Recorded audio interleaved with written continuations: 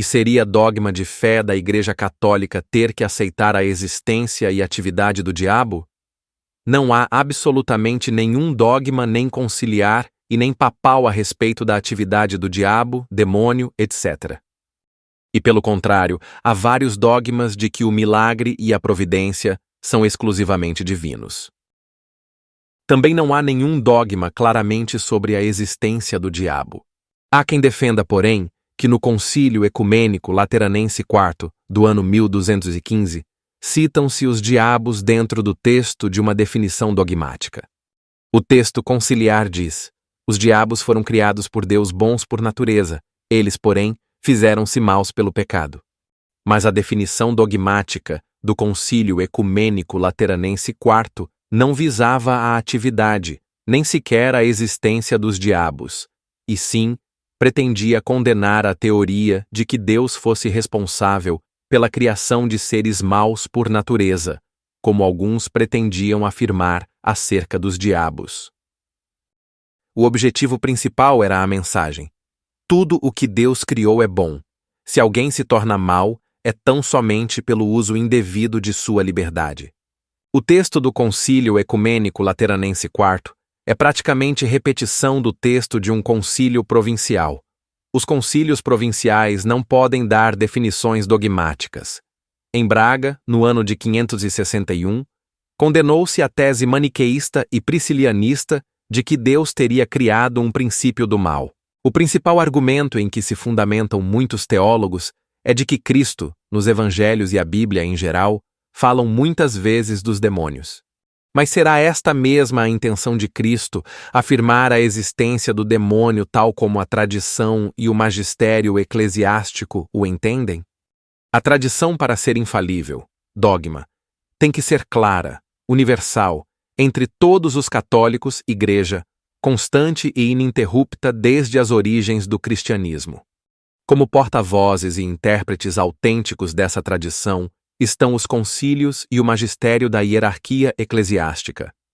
Para que um concílio seja infalível, deve ser ecumênico, da Igreja Universal com o Papa. Deve pretender definir com toda a sua autoridade recebida de Cristo e diretamente aquela afirmação.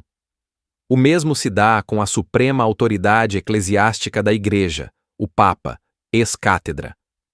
O teólogo jesuíta Karl Rahner escreve a respeito do conceito do diabo na Bíblia.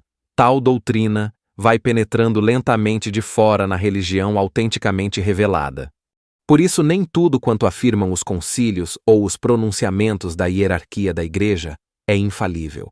Não há nenhum texto que seja claramente dogma, ou tradição universal, ou doutrina de fé católica, ou firme posição a respeito da existência do diabo ou demônio.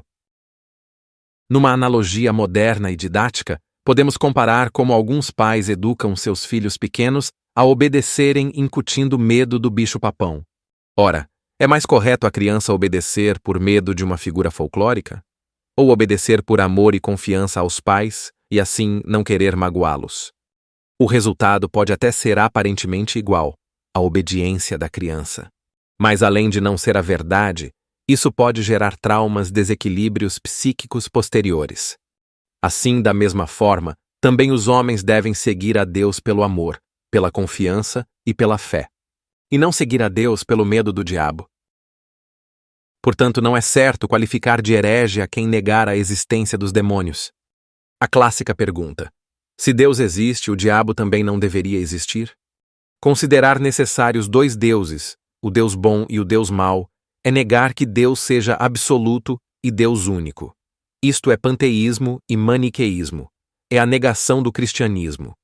O Catecismo da Igreja Católica diz no assunto Satanás que existe uma verdadeira aceitação com relação ao demônio e sua ação sobre os homens. O Catecismo da Igreja Católica, aprovado pelo Papa João Paulo II, é de caráter normativo e, como tal, não tem valor dogmático e certamente muita coisa poderá ser modificada. Possessão demoníaca. Grandes teólogos negaram a possibilidade da possessão demoníaca, e o exorcismo não é uma lei disciplinar universal da Igreja. A bula que o proclamou tem apenas um sentido de exortação, e não o obriga dogmaticamente em termos de fé, nem sequer como ordem disciplinar universal.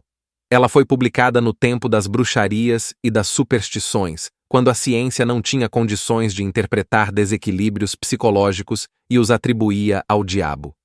Nunca uma pessoa emocionalmente equilibrada fica possuída pelo demônio, espíritos, entidades, etc. Só os detentores de distúrbios e transtornos, epilépticos e outros doentes psíquicos acreditam estar possuídos. Trata-se sempre de distúrbios psicofisiológicos. Tudo o que na ordem natural tem se atribuído ao demônio, possessões, íncubos ou súcubos, aparições do demônio, casas ou lugares mal assombrados, feitiços, doenças, etc., tem explicação completamente natural.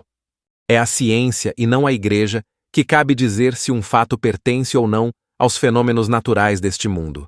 Já a existência, não a atuação, do demônio, no âmbito sobrenatural, é tema exclusivamente teológico. No campo teológico, a ciência não entra. A Bíblia é um livro de doutrina sobrenatural, inobservável. As religiões e os teólogos, como tais, não têm autoridade em ciência. É falta de respeito à Bíblia argumentar com ela na análise de fenômenos observáveis ou deduzíveis do nosso mundo. A Bíblia não corrige nenhum erro científico das diversas épocas em que foi escrita. Usa a cultura ou incultura da época a respeito dos fatos de nosso mundo para ensinar doutrina religiosa, sobrenatural, ensinar a revelação de Deus.